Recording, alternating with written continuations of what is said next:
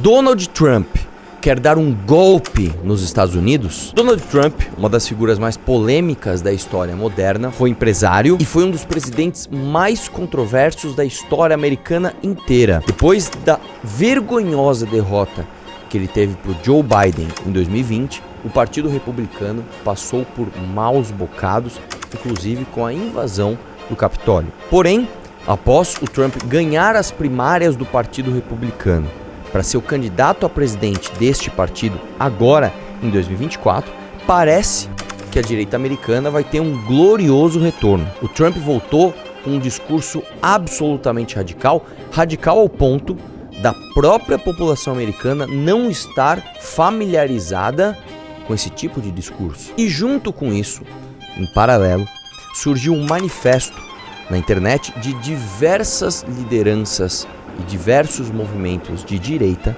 com uma série de propostas trazendo um plano de governo que propõe fazer a maior mudança que os Estados Unidos já viu. No vídeo de hoje eu vou te mostrar quem é o Donald Trump, qual é esse tal desse plano de governo revolucionário que ele está trazendo, quais são os planos do Partido Republicano e por que a esquerda americana está acusando ele de tentar dar um golpe.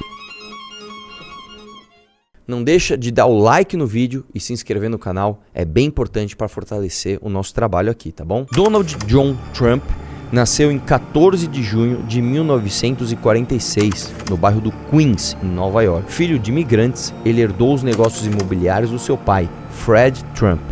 A juventude de Trump foi marcada pelo seu apetite por desafios e pelo desenvolvimento da sua visão extravagante. Donald Trump construiu sua fortuna no setor imobiliário, moldando o horizonte de Nova York com edifícios de hotéis icônicos. Sua personalidade extravagante foi destaque na mídia, com Trump se tornando uma figura muito conhecida muito antes da sua incursão na política. Em 2016, Donald Trump surpreendeu o mundo ao concorrer à presidência como candidato do Partido Republicano. Sua campanha populista e suas promessas de, aspas, tornar a América grande novamente, ressoaram com muitos eleitores descontentes. Em 20 de janeiro de 2017, Donald Trump foi empossado como 45º presidente dos Estados Unidos. Seu mandato foi marcado por políticas controversas, incluindo a reforma fiscal, o aumento das tensões comerciais e migratórias, além de uma abordagem única para a diplomacia internacional. Sua presidência também foi marcada por controvérsias, inclusive investigações sobre interferência russa nas eleições de 2016 e acusações de obstrução à justiça. Além disso, suas declarações polêmicas e estilo de liderança dividiram a nação. Eu quero lembrar que o Donald Trump, ele muitas vezes, apontou hipocrisias corretas da esquerda, como por exemplo, aquela famosa frase dele, "You are fake news", que ele estava falando ali da CNN. I'm not going to give you a question. Can you state categorically? You are fake news. Sir, go ahead. Can you state categorically that nobody... No, Mr. President-elect, that's not Go appropriate. Quando a CNN ficava batendo nele, ele apontou o dedo e falou, "You are fake news".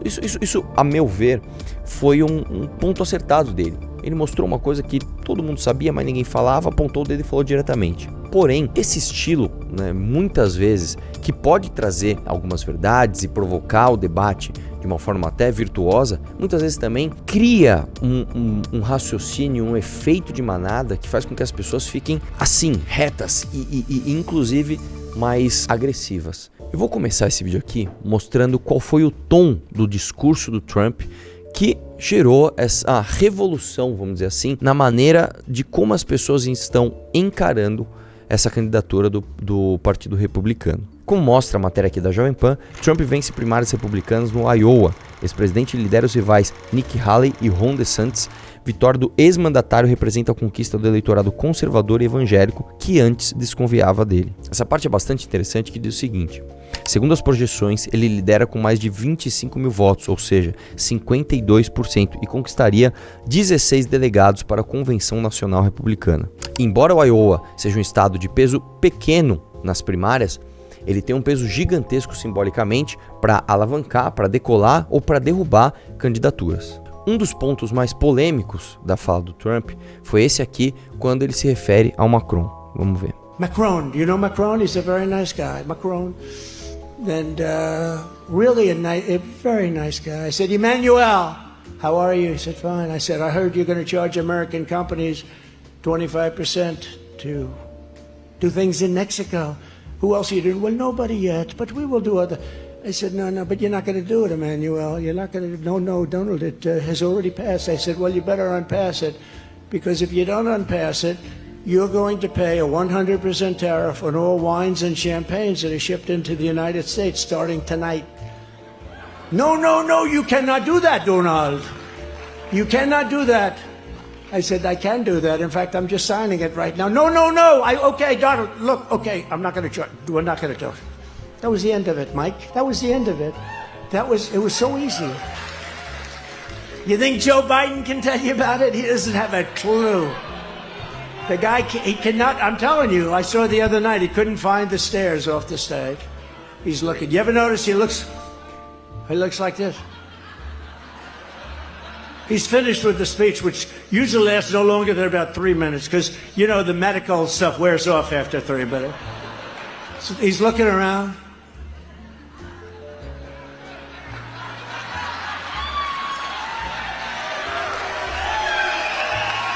Vamos lá. O homem tem um talento inegável para comunicação, né? Você pode gostar ou não gostar do teor do discurso dele, mas que ele tem um talento para encantar as pessoas com comunicação, ele tem. Esse é um outro ponto do discurso, onde ele, numa proposta muito forte, ele promete, assim que ele toma posse, fechar as fronteiras na maior operação de deportação da história americana. As soon as I take the oath of office, I'll terminate every open border policy of the Biden administration and begin the largest deportation operation in American history. Nesse outro trecho, ele diz que os Estados Unidos estão sendo invadidos por milhões de terroristas provindos de países que têm os seus asilos psiquiátricos e países que a maioria nunca ouviu falar, jogando essas pessoas para os Estados Unidos. Because right now we have an invasion. We have an invasion of millions and millions of people that are coming into our country. I can't imagine why they think that's a good thing. It's a very bad thing. I think it's a group of people that probably larger in number than New York State. And we can't have that. We can't have that. It's not sustainable as a country. It's horrible. And you know, they're coming from prisons and jails. They're coming from all over. They're coming from countries that most people have never heard of. And they're coming from mental institutions and insane asylums. They're being emptied out into our country. And they're terrorists. Many terrorists are coming in. You know, in 2019, I saw just recently on a poll, they had none in 2019, no terrorists. Now, I even say there's got to be some, but they have none. And then as soon as this group took over, they have hundreds and hundreds of terrorists coming in, known terrorists, some of them really bad. And many of them are in, and they came in, and nobody knows where they are. This is not a good thing. And we're going to have to deport. We're going to have a deportation level that we haven't seen in this country for a long time, since Dwight Eisenhower, actually. Em outro momento, uma ativista climática foi expulsa de onde ele estava e o Trump sorriu. Ele teve esta atitude.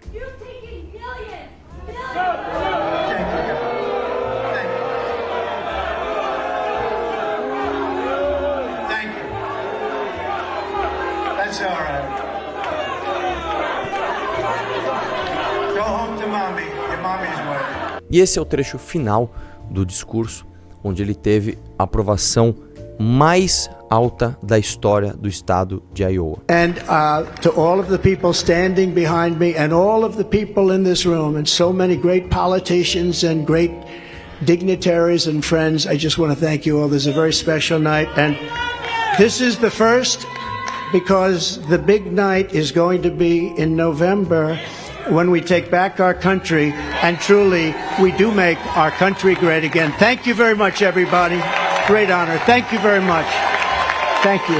E quais são os principais pontos do documento? O tal projeto do Trump se chama Mandate for Leadership, The Conservative Promise. Esse manifesto foi desenvolvido pela Heritage Foundation, que é o principal think tank conservador dos Estados Unidos. A Heritage Foundation foi criada em 1973 e esteve totalmente envolvida com a eleição de Ronald Reagan nos anos 80. Juntamente com outros think tanks, revistas, empresas e grupos de estudo, a Heritage Foundation desenvolveu um manifesto com o propósito de expor o que imaginavam para os primeiros 180 dias de governo. Eu quero lembrar que o índice da Heritage Foundation de liberdade econômica também é amplamente utilizado pelos liberais, inclusive brasileiros, para a gente fazer, ainda que de forma não 100% precisa, um ranqueamento dos países onde você tem mais liberdade econômica de atuação e menos. O manifesto conta com mais de 30 autores especialistas em diversas áreas. O documento é dividido em 4 pilares: política, uma database de profissionais conservadores, treinamento para criar novos profissionais conservadores e um plano de ação. Há um termo utilizado nos Estados Unidos, é bastante utilizado lá, que é o Deep State. Esse termo pode ser entendido como um conjunto de burocratas inseridos em diversas agências e pastas governamentais. Esses burocratas, em sua maioria democratas esquerdistas, criam regimentos e normas para guiar os rumos da nação norte-americana. Por muitas pessoas é entendido que quem realmente manda nos Estados Unidos é o Deep State e não os políticos americanos. Então, em linhas gerais, o plano conservador para 2025 é realizar o desmantelamento do Deep State, a fim de ocupar esses espaços por pessoas alinhadas com o pensamento conservador americano. E agora, nesses espaços de poder, executar o Playbook, plano de ação, nos primeiros 180 dias de governo. Um adendo muito importante aqui.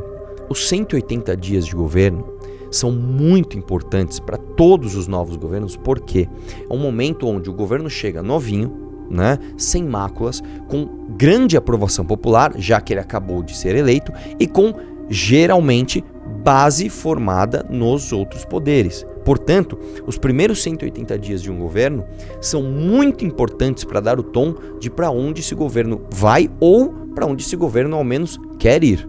Bem, o plano conservador tange alguns pontos além da tomada de espaços no Deep State. Mudanças bruscas nos departamentos responsáveis pela justiça, segurança e defesa americana. Só para ilustrar o tamanho das mudanças que é previsto no documento, a verba do Departamento de Justiça será cortada a ponto de causar uma demissão em massa. Mais de 50 mil burocratas poderão perder os seus empregos por conta desse plano de corte de verbas. Da mesma forma, o FBI e o Departamento de Segurança Interna será desmanchado e reocupado por figuras conservadoras. Em termos culturais, o documento visa a retomada do espírito da Revolução Americana e seus pais fundadores. Segundo os autores do manifesto, há uma disputa ideológica na América contemporânea. Disputa essa entre o espírito americano e a Revolução Woke. Para resolver isso, o manifesto visa aumentar o poder da pasta executiva americana, podendo principalmente interferir nos órgãos reguladores americanos. Órgãos estes que possuem grande influência sobre a imprensa, streamings, internet e big techs. A ideia seria tirar a autonomia desses órgãos e entregá-la ao poder executivo, podendo tomar ou mudar decisões com decretos e despachos. Dessa forma, entendemos que o manifesto tem como estratégia para combater o Deep State a centralização do poder nas mãos do presidente e do poder executivo. Além disso, outros pontos como o bem-estar da nação são tratados nesse documento. As seções tratando sobre educação, saúde, agricultura, energia, urbanismo, trabalho, transporte e sobre veteranos de guerra. Há um capítulo inteiro dedicado à economia americana. Nessa seção não há novidades, tudo de acordo com o que há de mais moderno na economia ortodoxa. Woke. Vamos falar dessa parte aqui. Um ponto interessante é o das agências reguladoras. Como foi mencionado anteriormente, atualmente, segundo o Partido Republicano, as agências reguladoras estão ocupadas pelo Deep State. Na troca desses burocratas do Partido Democrata por burocratas conservadores, o fenômeno sociocultural chamado woke será combatido. Ao certo, não sabemos o que será realizado nessas agências, mas podemos supor, segundo outros pontos do documento. Olhe esse trecho do documento. A longa marcha do marxismo cultural por meio de nossas instituições se concretizou. O governo federal é um gigante, armado contra os cidadãos americanos e os valores conservadores, com a liberdade e a autonomia sob cerco como nunca antes. Sobre educação, o manifesto tem o seguinte trecho, aspas, a política educacional federal deve ser limitada e, em última instância, o Departamento de Educação Federal deveria ser eliminado. Quando o poder é exercido, ele deve capacitar os estudantes e as famílias, não o governo. Ou seja, eliminar o Departamento Federal de Educação seria como eliminar o MEC no Brasil, sob a acusação de assegurar os direitos civis, rejeitando a ideologia de gênero e teorias raciais. Outro ponto sobre educação é a possibilidade de acabar com o uso político das dívidas estudantis, em que promessas de perdão das dívidas são utilizadas de maneira eleitoreiras. Na seção que analisa o Departamento de Trabalho, é apontado que a missão é dar de volta o protagonismo ao trabalhador americano e restaurar a família como peça central da vida americana. Ainda nessa seção, é falado sobre a proteção dos direitos parentais, pois, em algumas escolas, os professores são proibidos de avisar aos pais sobre as confusões de sexo da criança, podendo apenas aceitar a troca de gênero. Isso passa, por exemplo, por eliminar o programa iniciado por Obama e continuado por Biden de, aspas, diversidade, equidade e inclusão, que tornou o departamento um veículo para avançar nessas ideologias. Eliminar também todas as classificações de raça, pressionando o Congresso para passar uma lei que proíba o governo americano de usar o dinheiro do pagador de imposto para financiar essas teorias raciais. E com este plano, e com este cenário e com este histórico, o Donald Trump tem tomado novamente o protagonismo da representação conservadora dentro do Partido Republicano e provavelmente é um candidato muito forte para a próxima eleição presidencial. O que você acha desse plano tocado pelo Donald Trump? São duas coisas diferentes, o plano e o plano tocado por ele. O que você acha que vai acontecer? Deixa aqui no comentário para eu saber a sua opinião e vamos ver se os Estados Unidos vão dar aula de conservadorismo ou aula de desastre. Um abraço e vamos questionar tudo.